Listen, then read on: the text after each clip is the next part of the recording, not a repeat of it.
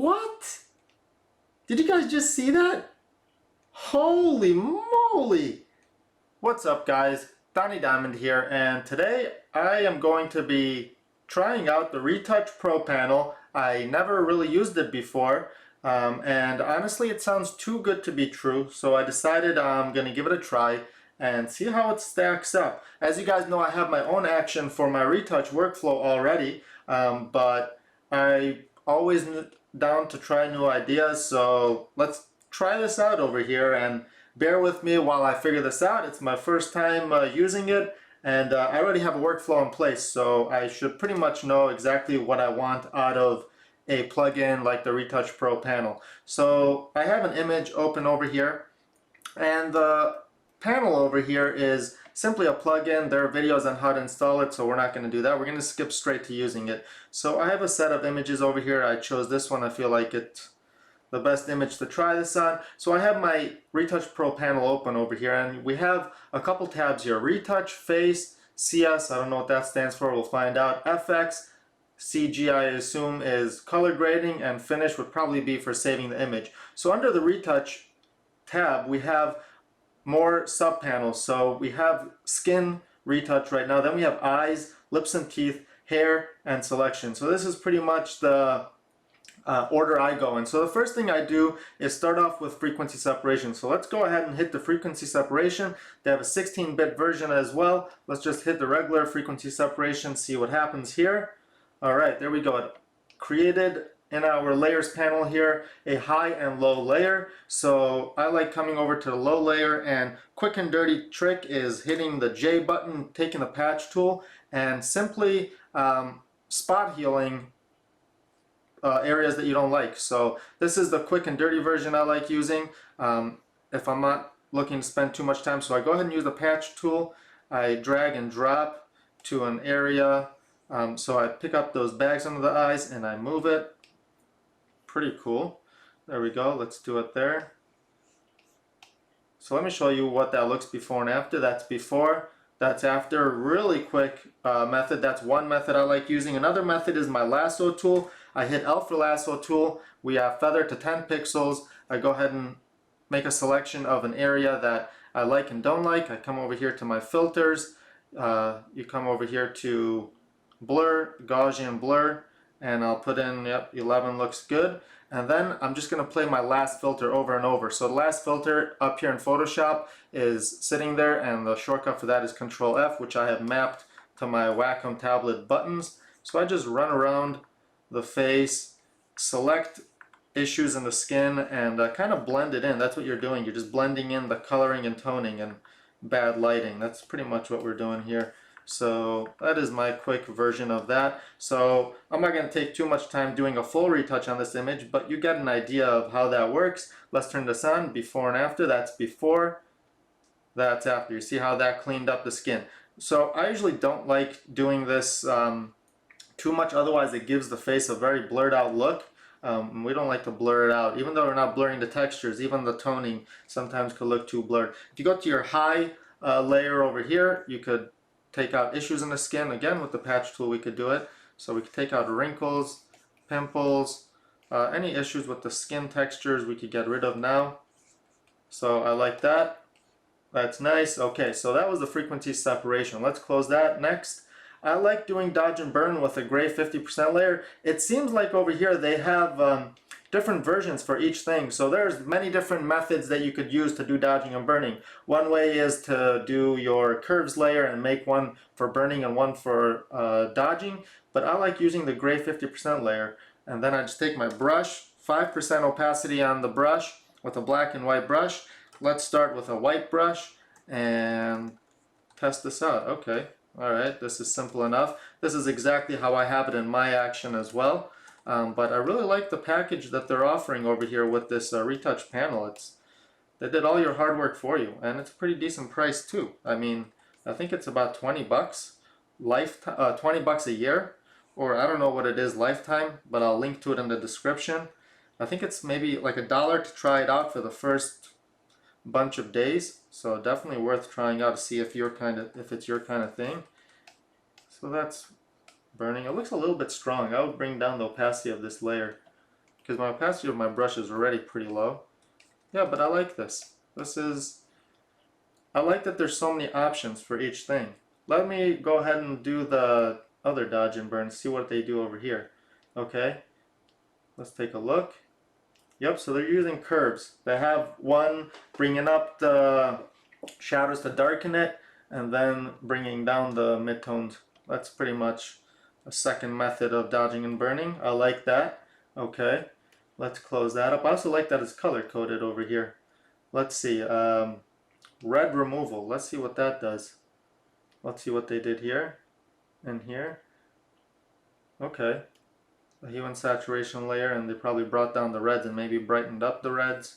So you would use this for maybe if there's redness in the nose, if someone is cold, and I'll do it with flow of 10%. Let's do it on the lips to see what it does.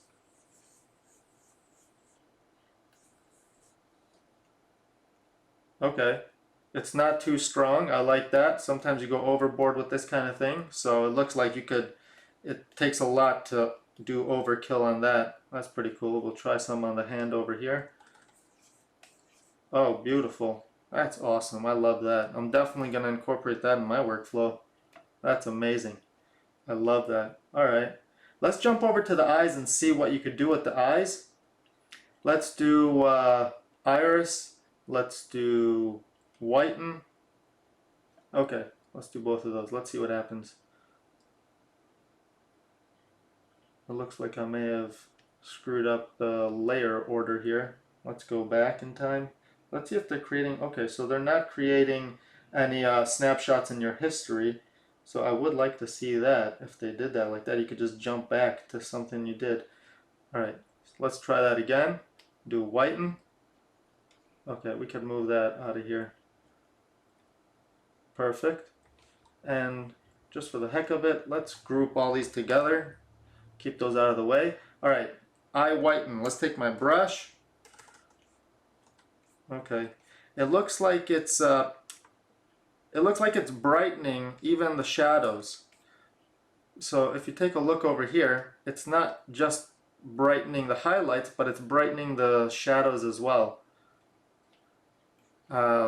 So you would have to use this very cautiously so that you don't go over the pupil and the eyeliner and stuff like that. Otherwise it's brightening that. Okay, we're not going to use that for now. Let's see what it does with the iris.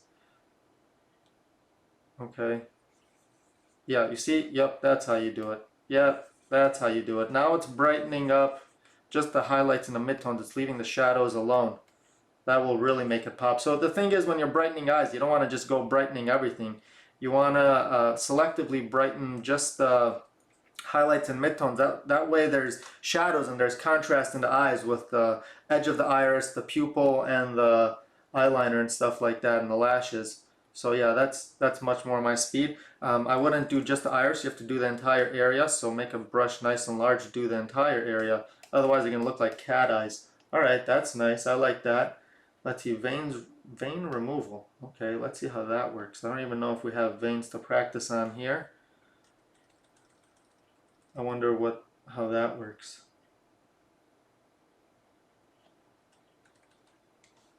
Let's use a brush power of 100%. Huh. I wonder what that's doing.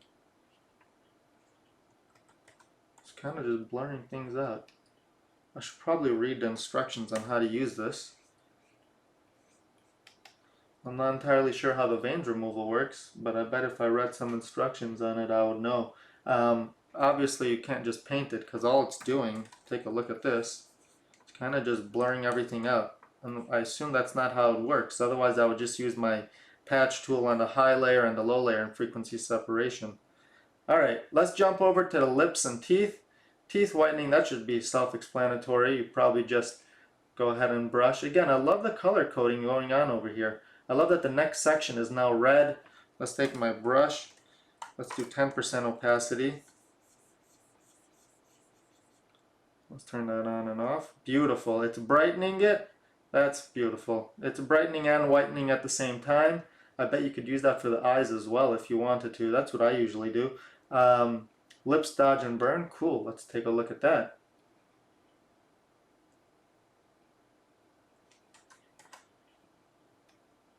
Okay, take a brush. Looks like it grouped everything. So this is a little bit confusing. I probably have to read the instructions on how to play a new layer because it's messing with my entire layers panel each time I use a new one. Ooh, nice. I like that. Gives it a nice pop. Okay. Dude, I really like this action. It really has a lot of things. Add lipstick. Wow, how does that work? Oh man, that's amazing. Look at that. They have all the colors already here sitting in the folder. So you probably just choose one. Oh, that's amazing. So this is how it would work. Let's say we want to make her lips more tango color. You probably turn on the tango color layer, then you go to lipstick, brush. Oh, this is great. This is really makes life easy. Oh, look at that. Look at that. Boom, boom, boom. In 2 seconds. Wow. Wow. Holy moly. That is amazing.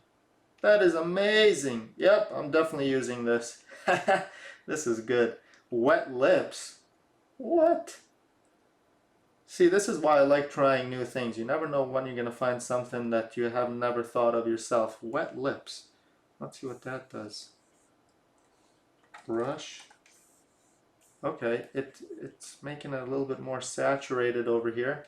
Bring down that power a little bit. Huh.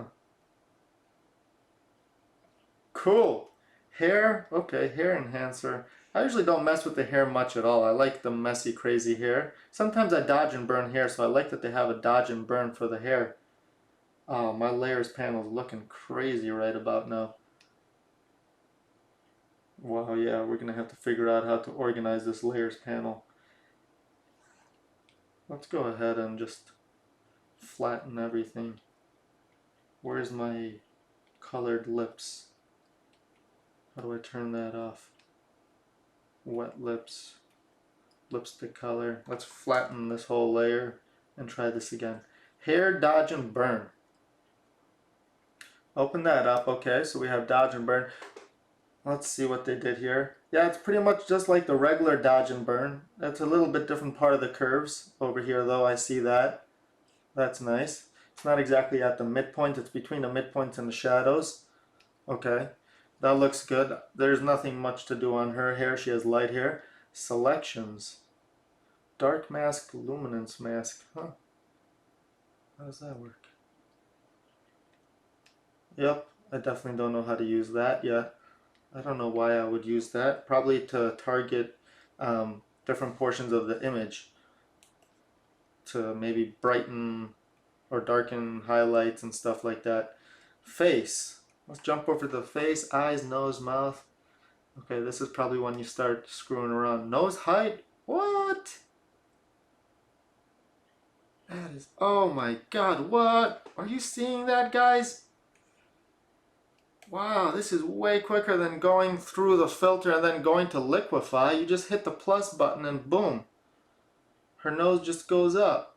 What? Look at that, guys. Let's group these together. Before, after. Okay, I usually don't mess with these things, but wow, we could make the nose skinnier too over here. Yeah, I usually don't do these things, but this, what? That is amazing. Group that.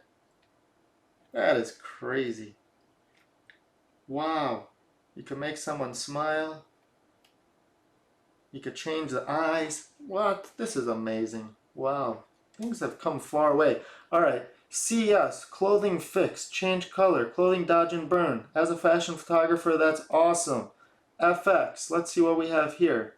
I don't usually do those things. That is more for when you're doing, you know, cool effects on the images. Water overlays, color grade. Okay, this is what I had my eye on the whole time. Let's see what they're doing here. Okay, so we have split toning. Okay, obviously, we jump right over here to those warms and purples. Let's see how that works. Let's zoom back out. Okay, a little bit stronger than I'd like, but that's fine. That's why you have the opacity here. Bring that down. Oh, that is dope. And then you could target each one specifically. And I bet if you double click here, no, I was thinking maybe they would let you change the color here. to a different hue if you wanted to. You probably have to start all over. They probably did over here solid colors. That's probably how this was made. Solid colors, but they're targeting highlights and shadows in a very interesting way. Huh. Let's see that. Okay. They made a selection of your shadows and a selection of your highlights. Very cool. Very cool. I like that. Normally the way I come is I come here manually. I come here to the color balance, but it's not going to be as accurate as the way they're doing it. But this is the way I would do it. Come over here to the shadows, add a little bit of reds. Come over here to the highlights, a little yellow. You know, just like that. Simple. But I like the way they're doing it. You know? Wow. Amazing. Color filters. Okay. Let's do cold shadows. Let's see what that does. And then we'll do warm highlights. And then you obviously have to bring down opacity. Okay. I could see where I would use this. It wouldn't be often, but that's pretty cool that they did that. And let's jump over to the finish. Okay. Blur, background. What do I have here? Oh, darken background. Okay, cool. That's really amazing. Blurring I'm not a fan of. We're not going to even look at that. I believe you should just shoot the right lens composition, have that kind of stuff before you even get into Photoshop. But darkening background could be pretty cool. I like doing that to just make my subjects stand out. So let's see what they're doing here. And I'm surprised how... What? What? Did you guys just see that? Holy moly! I can't believe this. This is nuts. This has got to be the coolest thing so far. Automatically created a mask. Look at that. They automatically created a mask of my subject. Even the... Oh my god. Even the fire hydrant they left out. And they just darkened the background? Oh my god. This is worth more than the 20 bucks a year they're asking. Are you kidding me? Alright, contrast, final contrast. Okay, I always do that. What are they doing over here? Okay, obviously way overkill, but you could bring that down. Wow. And then save photo. Okay, so they have save, save as, and save for web. Very cool. Guys, this retouch panel is a lot more than I thought it would be. And it's quick. You know, it's quick. A lot of times you get these plugins and you're sitting there waiting half of your life for the plugin to just do its thing. This is like click, count to 3, and boom, it's there. They put a lot of hard work into this. I remember when they first came out a few years ago, I didn't even bother trying it. I was like, But now they really, oh man, this is amazing.